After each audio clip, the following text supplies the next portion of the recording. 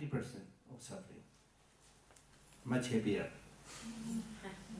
Now even with this remaining 30% of suffering, another around 20% of suffering is suffering, but changeable suffering. It's suffering, but changeable suffering. That means it's suffering, but instead of sitting there complaining, lamenting, if you try to change it, you can change it. Instead of sitting there doing nothing and complaining, because they are changeable suffering, if you find the ways and means to change those suffering, you can change it. So, you can remove that 20% of suffering also. So you are now without 90% of your suffering. Go like that. So that leaves only only 10% of suffering. Now this remaining 10% of suffering are stubborn sufferings. Nothing you can do. There's nothing you can do. For example, if you are like born without one hand or something, nothing much you can do. So then how should you deal with that? You should say, go ahead with you. You should say, go ahead with you. I don't care. I have so many other things to do. So what I mean is that instead of getting bogged down with this suffering which you cannot change, instead of that, you can do all those things which you can do. You see? Because just by worrying and unhappy is not the solution. So normally I give the example, if your left hand is missing, but right hand is intact. Okay, right hand is intact. Then is it better to spend the rest of your life thinking about the missing hand? No. No. So instead of thinking about the missing hand and feel miserable and helpless, instead of that, you should appreciate. I'm lucky I have the right hand, which is the stronger hand. How many people are there who don't have both the hands? It's a reality. So you'd be happy. So therefore, that's the meaning why I say that much of the problem we have is mostly our mental creation. Almost like self-invited torture. Self-invited problem. So if you change your mental attitude, your way of thinking, your mental perspective, in accordance with the reality, in accordance with the way things are, you can be much, much happier. I give you one very concrete example before I forget. We have a lot of time, but before I forget. Like for example, if one of your family member dies, your husband, your wife, somebody dies, do you feel devastated? Feel very, very sad? Yes. Do you cry and weep? Yes. You do all those things, yeah.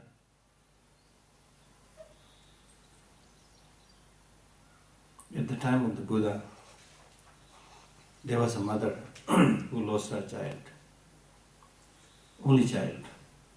She felt very miserable, very sad, and went to the Buddha, taking the dead body of her child in her arm.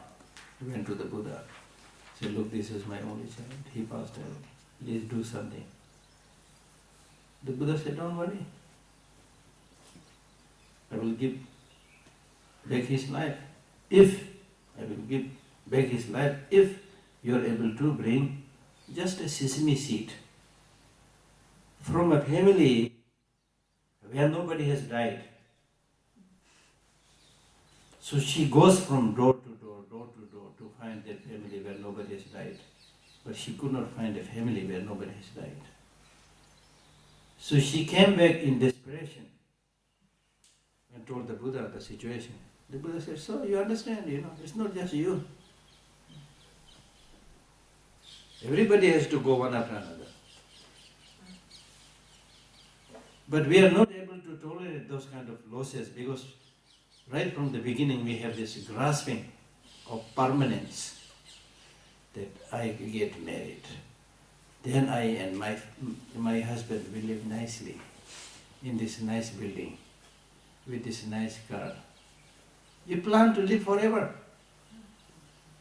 which is against the nature. That's what I'm saying. Which is against the nature. There's nobody who had survived death. There's nobody, however great they are, who is even alive today. You see? So that is called the grasping of permanence. They will always think, you may be dying tomorrow, but you will think, no, I'm not going to die today.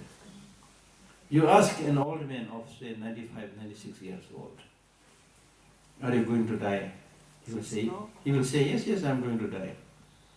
He will say, yes, I'm going to die, I'm a very old man.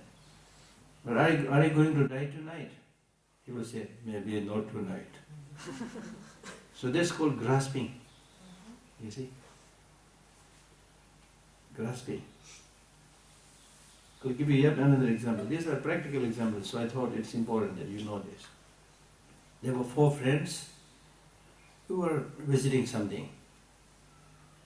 Then suddenly one friend disappeared.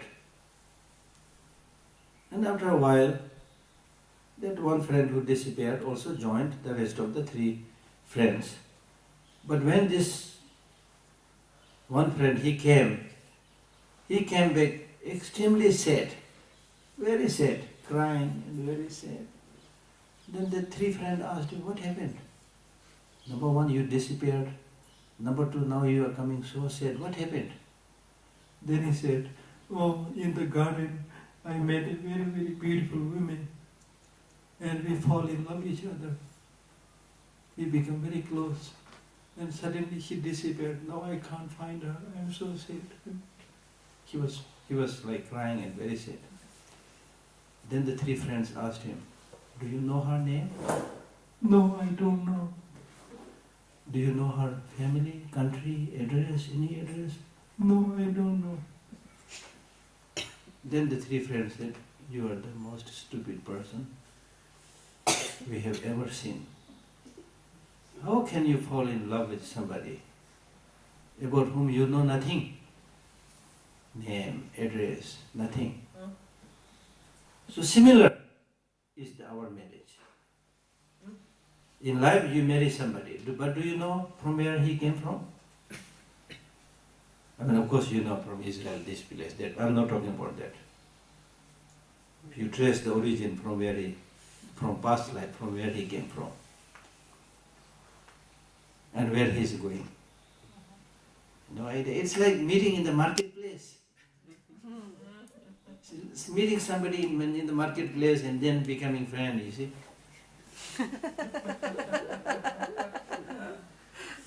So what I'm saying is, I'm not saying that you should not love or should not have affection, things like that, but I'm saying that if you try, even as an ordinary person, if you try to develop more kind of unconditional love than the made love, show affection to somebody based on a little bit of knowledge and reasoning and understanding of the reality on many aspects, then the relationship will be more sustainable, more reliable. But if you have the made love, made friendship, then first few days, hey, who, honeymoon and all those things. Then after that, slowly you talk less to each other, you know. At the beginning you say, we cannot live separate even for a short while. We have to go together wherever we go. Okay? Then you have honeymoon, so much. Then after the honeymoon, you actually get married. Then you talk less and less. Then you give birth to children, even less then. You see? Am I wrong? I'm not saying anything, I'm not saying marriage is bad or anything like that, but what I'm saying is, in today's world, when relationships are not sustainable, marriages are breaking, you see, people show less and less affection and understanding to each other. We do this because we don't have the bigger picture.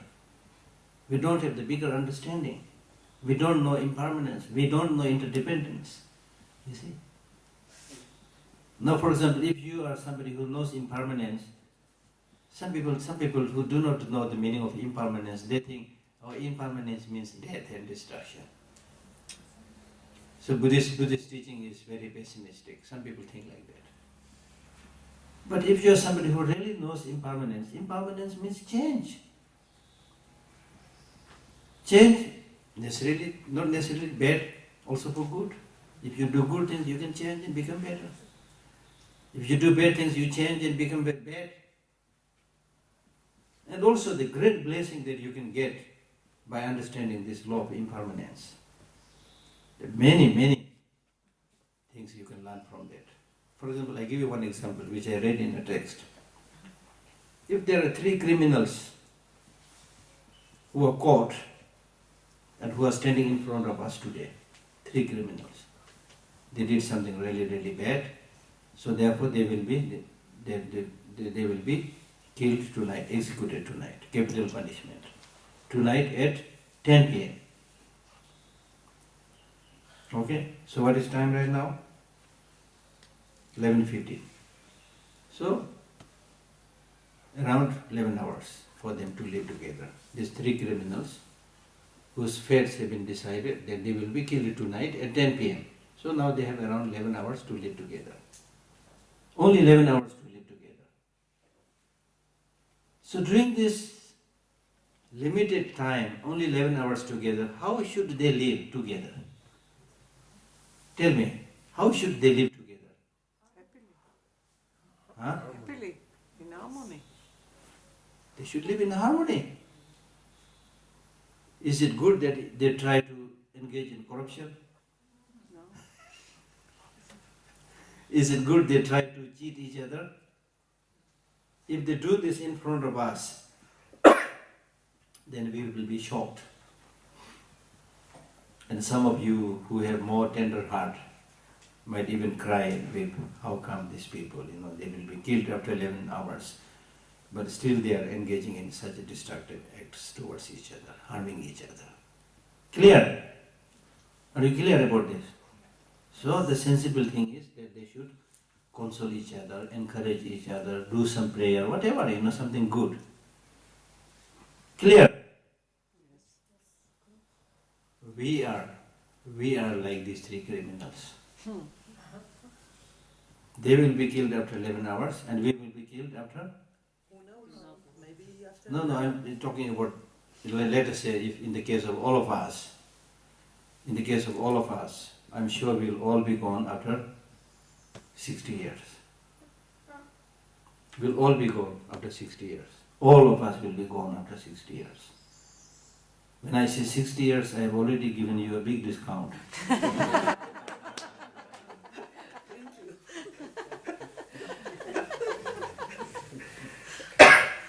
So my point is, it's such a great teaching, you see. Just as these people who have only 11 hours to live together, after that death is definite, therefore the sensible thing is that they should live harmoniously, help each other. Similarly, in our case, we have only 60 years to live after that big discount. So the sensible thing again here is to live harmoniously, to help each other, to be non-violent, to be compassionate, to be understanding. So that's why these teachings of the Buddha, based on reality, is so important for us to know. Because as I repeatedly said, that much of the suffering and problem that we have is because of ignorance. Ignorance. Misconception of the truth, misconception of the reality. So therefore, you should remember some of these points that I said, that your happiness and your suffering is in your hand. And the Buddha had in one of his sutras, he clearly said that the Buddhas do not remove the sufferings of sentient beings with his hand. Buddha is very powerful, he is an enlightened being, but Buddhas cannot remove the sufferings of sentient beings with his hand. or the bad state of existence, he cannot wash with water. The Buddha also cannot transfer his knowledge into your mind, into our mind. He cannot say that, oh, you are suffering because you are ignorant, so you must replace ignorance with knowledge. I give you my knowledge and put it in your hand. He cannot do that. The only thing he can do is, he will show us the path of the reality, path of the truth. And if we follow it, we will be happier. And it's also possible to get perfect freedom. If you don't practice it, then it's like a sick person who the doctor had diagnosed the sickness and give the medicine. But if you never take the medicine, how can you get cured? Impossible. So therefore, the solution is within us. And the solutions can be found by opening our eye, ear, and see the reality. See the reality. Do not, at the time of the Buddha, the villagers from a village called the Kalamis, one day these villagers came to the Buddha and they said, we are confused. Then Buddha said, why you are confused? They said, we are confused because in our village, one teacher comes, he gives a teaching, saying this is the best teaching, the shortcut teaching, all the good things. Then he goes. Then after some time, another teacher comes, gives slightly different teaching. But he also says this is the best teaching, shortcut teaching, road to success. So practice this. So we get so many such teachers. We are confused, so how should we do? Then the Buddha said, you listen to all the teachings, all the teachers, but use your common sense. Use your common sense. Do not just listen somebody saying something. Do not just follow some hearsay, But use your common sense. Use your brain. So that's the thing. To use your brain means to really not follow somebody because he is famous. But you should yourself use your capacity. That's why meditation means to analyze, to find things for yourself. So that's the process. Okay? What? Oh, we finished. Sure, go? Sure. No. Okay. We still have few. Okay. Oh, Some questions? Yeah. We're talking about when a baby born, all he wants is love and affection, unconditional love and affection. And then what happens when we grow up? Do we always seek for this unconditional love and affection, and this is part of our suffering, looking for this? Exactly. Looking for it but not getting it. So that means that we have the responsibility to talk about this importance of this unconditional love. To gradually bring it in the society, its culture, its religion, you see. So if you have that the most important thing is the care and concern and sense of responsibility for others. For example, you take care about yourself so much. I'm not saying that the way you take care of is wise or intelligent, I'm not saying that, but at least you try your best to take care of yourself.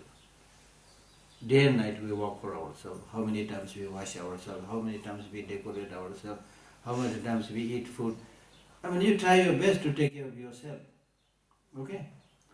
But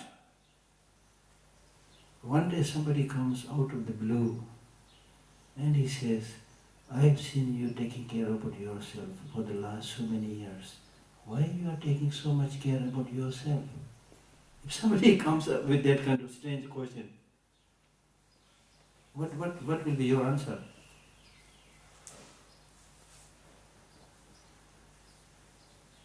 You can give different answers, but if you answer by saying, I take care about myself so much because I am a very famous professor.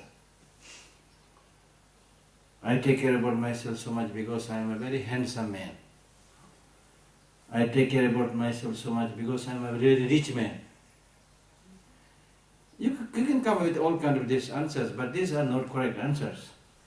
The correct answer is, I take care about myself so much because I want happiness, do not want suffering. It's the correct answer. At the end of the day, that's the correct answer. Therefore, the Buddha says, just as you are taking care about yourself, not with any other reason, but because you want happiness and do not want suffering, similarly, others also want happiness and do not want suffering. Therefore, you should also take care about others. Because you, in terms of your taking care of yourself, you did not have any other reason. The only reason is you want happiness, do not want suffering. So others also want happiness and do not want suffering. Then of course your intelligent mind will say, yeah, that's true, but others will take care of themselves, I'll take care of myself. Who am I to take care of themselves? Then the Buddhist teaching says, no, that attitude is wrong. Because others and you are related, interconnected, dependent upon each other. Therefore you need to take care of others. Simply because they are separate. If you say, I do not have to take care, then your hand should not take care of your leg.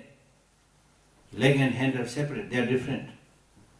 But when your leg got hurt, hand goes down to heal it, you see, because they are interconnected. Similarly, other sentient beings are like parts of your body. Whether you know them or not them, you may know them, you may not know them. But every facility, everything that you are enjoying comes through the hard work of so many people. And the real source for peace and happiness for everybody is based on this understanding and love towards each other at the end of the day. Okay? So we have a short break. Then after that we will have a lot of time for question and answers.